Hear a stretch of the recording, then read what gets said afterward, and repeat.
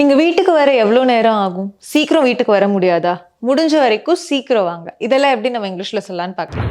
First, நீங்கள் வீட்டுக்கு வர எவ்வளோ நேரம் ஆகும்? எவ்வளோ நேரம் ஆகும்னா, how long will you take? உங்களுக்கு எவ்வளோ நேரம் ஆகும்? How long will you take? எதுக்கு? வீட்டுக்கு வரத்துக்கு. So, to reach home.